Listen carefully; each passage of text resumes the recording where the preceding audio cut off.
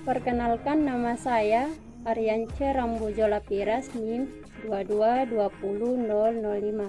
Saya salah satu mahasiswa dari Universitas Kristen Wirawacana Sumba, Fakultas Ilmu Sosial, Prodi Pendidikan Matematika. Pada video kali ini saya akan menjelaskan tentang jaringan dan sistem organ pada tumbuhan.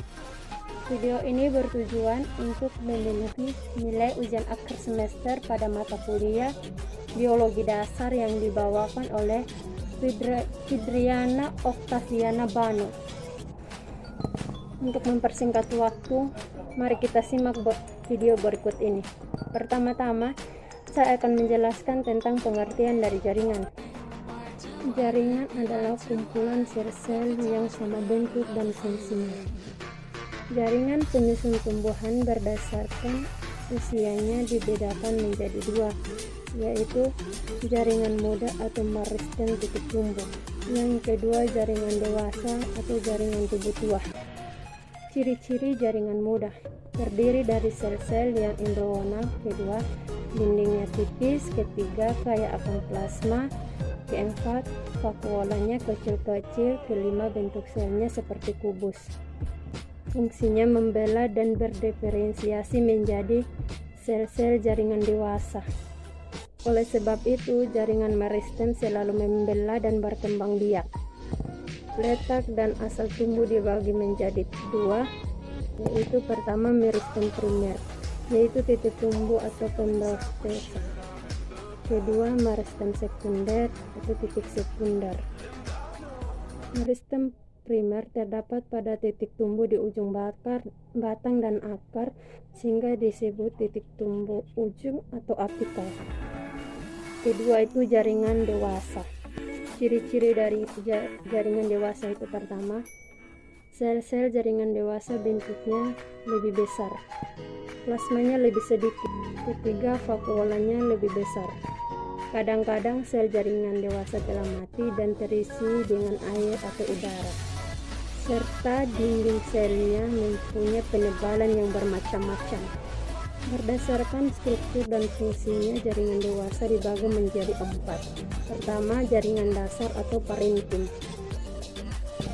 Jaringan ini terdapat pada seluruh tubuh organ tubuh tumbuhan, seperti empelur, korteks, akar, dan batang. Mesokil daun,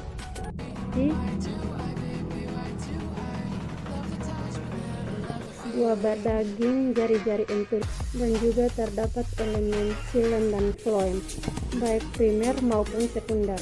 Ciri-ciri dari jaringan parenkim: merupakan sel hidup, dindingnya tipis, bentuk selnya bermacam-macam.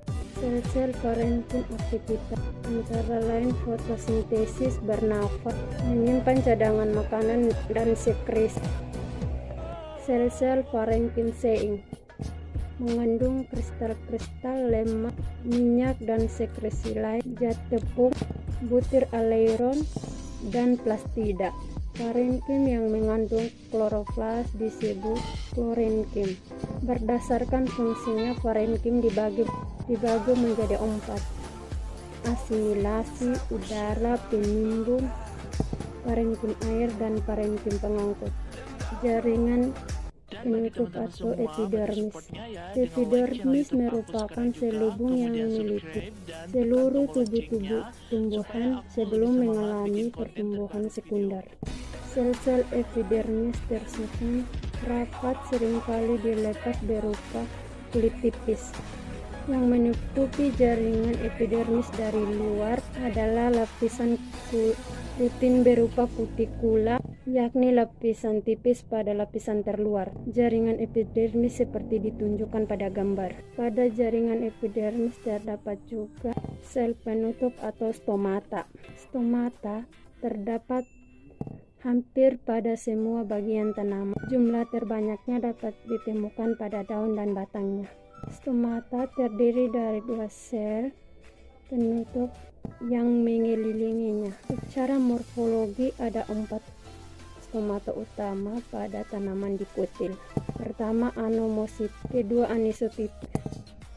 ketiga parasitik, keempat diasitik, kelima aktinositik, kedua trikoma merupakan tonjolan epidermis ke arah luar. Trikoma dapat berupa kelenjar atau bukan kelenjar. Yang bukan kelenjar dapat berupa sisik, papi. Ciri-ciri trikoma: terlindung terhadap gangguan dari luar untuk mengurangi penguap seperti ditunjukkan pada gambar. Kita masuk pada jaringan ketiga, itu jaring mekanik atau penguat. Semakin besar tubuh-tubuhan, maka tubuhnya harus semakin kuat. Jaringan mekanik dibagi menjadi dua, yaitu kolenkin dan sklerenkin. Kolenkin merupakan jaringan penguat pada bagian batang. Menurut tipe penebalan dinding sel, ada 3 tipe utama: menyudut, lamelar, lakunar, cincin. Sklerenkin terdiri dari sel-sel yang mati dan tidak mengikuti perkembangan. Sklerenkin terdiri dari 2, yaitu sklereid dan serabus sklerenkin. Jaringan pengangkut pada tumbuhan tingkat tinggi yang tubuhnya sedemikian besar, pengangkutan zat tidak sampai dengan cara difusi saja, maka diperlukan jaringan khusus yang mempercepat jalannya pengangkutan, yang disebut jaringan pembuluh, yakni xilem dan floem, ditunjukkan pada gambar berikut. Jaringan pengangkut dibedakan menjadi 2, yaitu xilem dan floem. Jaringan xilem atau jaringan bulu tapis, fungsi utamanya sebagai penyalur hasil fotosintesis dari daun ke seluruh tubuh tanaman. Ciri utamanya, unsur tapis terdiri dari sel-sel yang masih hidup, terdiri dari sel-sel yang panjang dan mengalami fusi. Sel-sel bulu tapis juga disusun oleh sel pengering yang bersifat meristematis dan berperan memberi makanan pada bulu tapis serta menghasilkan hormon. Floem hanya menjalankan tugasnya dalam masa pertumbuhan. Jaringan pembuluh kayu atau xilem untuk mengangkut air dan larutan unsur hara dari dalam tanah. Penyusun xilem dibagi menjadi 2, trakea dan trakeid. Tipe-tipe berkas pengangkut: berkas bilateral, berkas konsentris, dan radial. Sekarang kita masuk pada sistem organ pada tumbuhan. Pertama, struktur daun. Daun merupakan organ yang berfungsi untuk fotosintesis. Pada umumnya daun terdiri atas tangkai, pelepah, dan helaian. Jaringan yang terletak pada daun adalah jaringan parenkim, epidermis, dan sklerenkim, serta jaringan pengangkut seperti pada gambar. Jaringan epidermis pada daun terdiri dari sel-sel kompak. Dinding selnya dilapisi kutikula. Di antara sel terdapat stomata. Daging daun atau mesofil merupakan bagian yang mengandung kloroplas. Mesofil terdiri dari 2 bagian, yaitu lapisan atas atau parenkim palisade dan lapisan bawah atau parenkim spons. Jaringan pembuluh pada daun membentuk ikatan yang disebut tulang daun. Jaringan pada daun mengalami modifikasi yang disebut stomata dan trikoma. Stomata berfungsi sebagai jalan terjadinya pertukaran gas atau respirasi. Trikoma berfungsi proteksi atau menjaga gangguan atau pemangsa lainnya. Struktur batang. Batang merupakan bagian yang menyokong tumbuhan lainnya seperti daun. Fungsi utama batang yaitu sebagai tempat melengkatnya daun dan tempat reproduksi. Pada batang terdapat xilem dan floem membentuk ikatan pembuluh.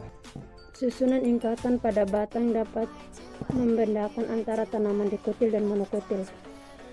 Struktur akar. Fungsi akar menambatkan tumbuhan, menyerap mineral dan air. Bunga merupakan organ reproduksi pada tumbuhan tingkat tinggi.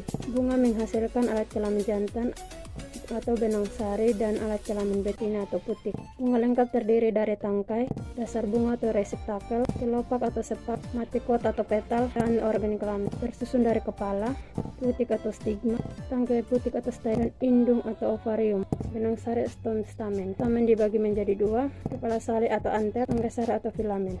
Demikian video dari saya, semoga bermanfaat. Shalom. Perkenalkan, nama saya Ariance Rambojola Piras, NIM 22